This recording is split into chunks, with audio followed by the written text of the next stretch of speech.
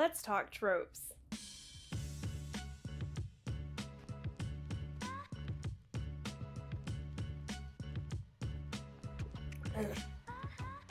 Since this is the first episode in what will hopefully be a series, let's define a trope. A trope is a convention or device that establishes a predictable or stereotypical representation of a character setting or scenario in a creative work. According to dictionary.com, the bury your gays trope is when a queer character gets killed off, typically right after professing their love, beginning a relationship, or consummating said relationship. While it's been used in many ways, it's most often used to draw in a larger audience. By introducing a queer character, you appeal to your queer audience. By killing them off, you appeal to everyone else. Remember, it's all about capitalism, baby. However, killing your queer characters perpetuates the idea that being queer is somehow a criminal act, punishable by death. The bury your gays trope, also known as dead lesbian syndrome, started sometime in the 19th century, originally as a way for LGBTQ+ authors to write about characters like themselves, without the social backlash. Non-heteronormative authors wanted to create queer characters without seeming like they were promoting some sort of queer agenda. In modern media, however, the trope has been misused by the straights to punish homosexual behavior. In 1885, the Criminal Amendment Act was passed banning perverse acts of indecency with male persons. Laws only apply to men, apparently. During this time period, homosexuality was seen not as an identity, but acts that were caused by a lack of sexual stimuli. Meaning men weren't getting good enough pussy. Hey, quit it! Therefore, the promotion of such acts was deemed illegal in Victorian England. Indecent acts, however, weren't confined to just acts of homosexuality. Rather, anything that painted heterosexuality as something other than the norm. Asexuals, the Victorians are coming for you. So if you didn't paint your queer characters negatively, you were at risk of losing your career, having your book destroyed, and even risked having your publication company investigated and shut down. One of the most well-known examples of this is Oscar Wilde's book, The Picture of Dorian Gray. Dorian's behavior and descriptions of beautiful men in the book got Wilde put on trial, where he admitted that Dorian was a little kinky, and subsequently earned Wilde jail time, a loss of reputation, and much of his estate. Now, the Victorians were often not as explicit as we are today. So, how did they know when a character was gay? Authors would use something called coding. Coding is when an author describes a character or uses certain actions that signal the character belongs to a specific group. For example, in the 90s, someone might call a gay person fruity. Do something fruity. As time went on, however, these queer-coded characters became less about a queer author's refuge and more about the spectacle. After the Great Depression, theaters were losing money and decided to use extreme stereotypical characters, like the effeminate man and the butch woman, to draw in a crowd. Similarly to 1885, there were laws in place to stop Hollywood from corrupting society, called the Production Code. So these characters still had to be painted negatively. Here's where coding comes in again. Coding can be used to show a character is gay without explicit representation, so that the film can still be considered decent by the production code. I mentioned earlier that the trope can be used as refuge and as spectacle. Haley Healon, in her article Bury Your Gays, History, Usage, and Context, argues that there are actually 4 ways it can be used: as refuge, as spectacle, catharsis, and exploitation. Bury Your Gays, when used by queer authors, is seen as a refuge from homophobia, and will often end in tragedy for the sake of passing as acceptable for contemporary audiences.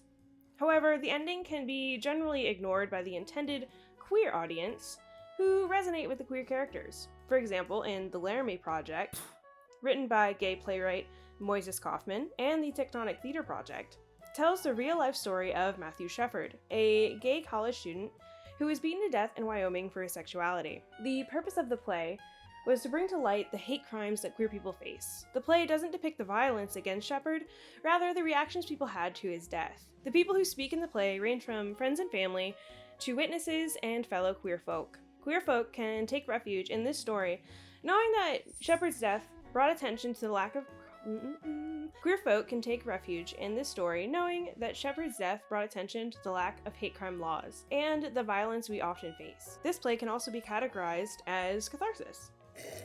So what is catharsis? It's the great release of pent-up emotion.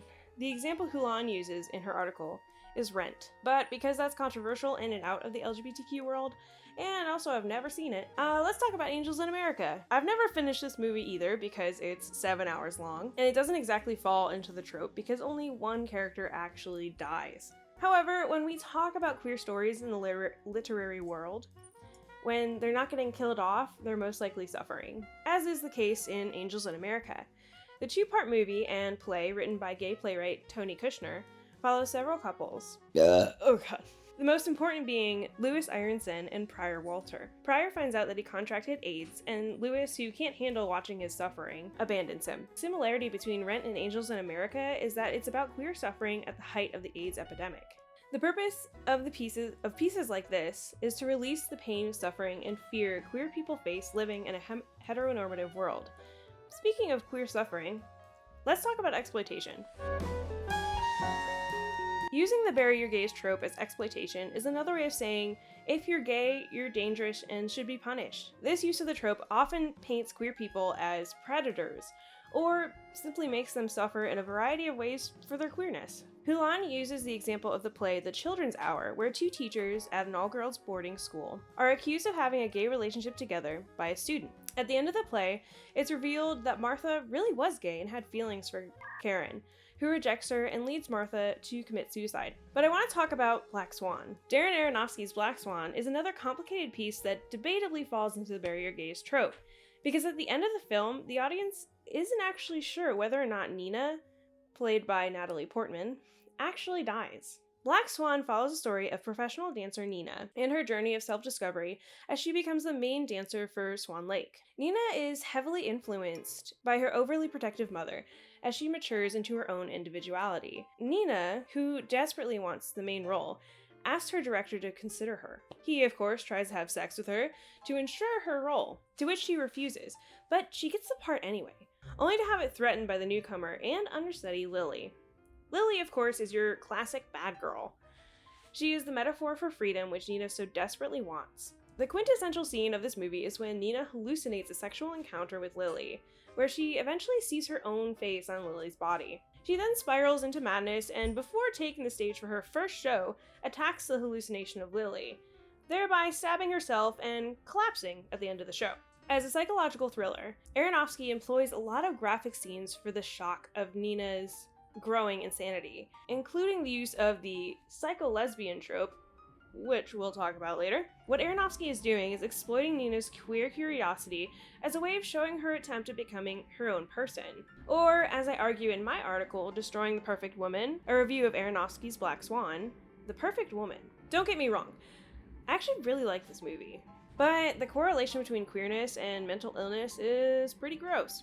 The final example given by Hulan in the bury your gays trope is the trope as spectacle. This is how the trope is most often used, especially by the hetero authors and creators. The example I came across the most was The 100, where two women who are leaders of opposing tribes, named Lexa and Clark, fall in love. But right after they have sex, Lexa is killed by a bullet meant for Clark.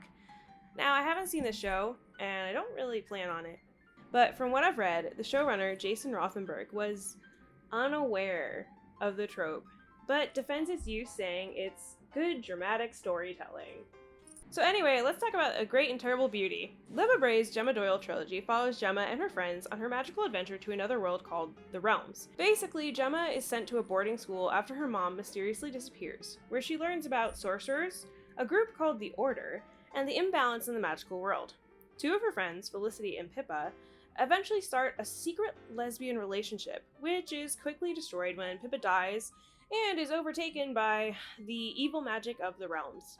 Essentially, Pippa's death just propels the plot forward, and there's really no negative recoil from the relationship. Felicity never goes on to fall in love with a man or recant her relationship with Pippa. However, her death is not only a waste of a good lesbian life, but still perpetuates the need for queer suffering To add to Hulan's argument, I think we can say there's a fifth reason for the bury your gays trope, and that's social commentary. Much like Catharsis, using the death of queer characters as social commentary shows hetero audiences that LGBTQ people are dying needlessly in real life. However, given that most people who consume modern media don't want to think that hard, I would say this use is mostly a lost cause. But I mention it because I want to talk about The Haunting of Bly Manor. Creator and director Mike Flanagan has shown with Bly Manor and his previous show, The Haunting of Hill House, that he has an affinity for lesbian characters. Is he trying to make a point, or does he just have a fetish? I strongly contend that Flanagan falls into the trope trap of bury your gays, but I don't think everyone would agree. Flanagan has also directed films like Hush and Before I Wake, which center around a deaf character and a young mentally ill boy, respectively. Hush shows us that a disability isn't always a weakness, but can become someone's greatest strength. And Before I Wake shows the reality of childhood fears. So I think Flanagan is more than capable of understanding and interpreting social stigmas. In fact, in The Haunting of Bly Manor, Flanagan reverses the bury your gays trope by having a scene where Dani reveals her true feelings for her fiancé, that she doesn't actually love him, to which he responds by angrily jumping out of the car and getting hit by a truck. However, this leads Dani to have severe guilt and hallucinations throughout the show, again correlating mental health with queerness. By the end of the show, Flanagan tries to combat the trope again by saying Jamie and Dani live a happy life for the next 10 years. During that time, Dani still sees the ghost of Viola. That's Viola. During that time, Dani still sees the ghost of Viola from Bly Manor. Dani, unable to escape the haunting, returns to Bly Manor to kill herself. Jamie then lives out the rest of her life waiting for Dani's ghost to return, perpetuating the trope of queer suffering. While I think this may have been an attempt to avoid bury your gays trope, I think the 20 minutes we get of Jamie and Dani's life together is nothing more than a cop-out and lazy writing. So I pose this question to you. Do you think Jamie and Dani's relationship has a different message? What social construct is Flanagan commenting on? Or, like Rothenberg, do you think Flanagan was trying to be inclusive while unaware of the bury your gays trope? As I bring this video to a close, there are a few questions I want to answer. How do you know if a story falls into the trope? Is it okay to kill LGBTQ characters? And why does it matter? For the first question, ask yourself, who wrote it? What's the social context of when it was written and the time period it was placed in? Who else dies in the narrative and why? And what is the narrative function of a queer character's death? As you answer those questions, the intentions of the creators will become clear. So is it okay to kill off your queer characters? Yes. Of course. They're people. People die. The problem is that we often see queer characters killed off because they're queer or for no good reason. What we really need is to normalize queer characters in media. Most stories about LGBTQ people revolve around their queerness, like Happiest Season and Nevada by Imogen Beanie. Not to say there's anything wrong with those narratives. Stories that show the life of a queer person are essential for the canon and for non-queer people to understand what we go through. However, we also want to see casual representation, like Benson from Kipo, to show that we're allowed to simply exist. The most common argument to the criticism of the bury your gays trope is equal opportunity killing. Basically, no one is safe. Anyone can die. And that would be fine if queer characters represented more than 20% of TV characters, and if more than 50% of them stayed alive. And finally, why does it matter? TV, books, and modern media in general are a mirror of our reality. What we see in media is what we're willing to acknowledge in the real world. LGBTQ youth are 3 times more likely to consider suicide and 5 times more likely to try it. Suicide is the second leading cause of death of LGBTQ youth. LGBTQ people are much more likely to experience sexual harassment, homelessness, and mental illness. We're already dying, and the heteronormative world often refuses to acknowledge this. The casual killing of queer characters in media shows us that other people don't care enough to see our reality. We need representation. We need refuge. We need to be seen. So stop killing us. Whew, alright. Well, let's not leave it on a heavy note. Thank you all for watching. Tune in next time for the second worst trope of all time, Manic Pixie Dream Girls. In the meantime, you can check out my blog of writing prompts and reviews, thegirlistgecko.home.blog, or buy my book, The Moth That Haunts the Laundry Room, now available at Barnes & Noble and Amazon. How do I do an outro?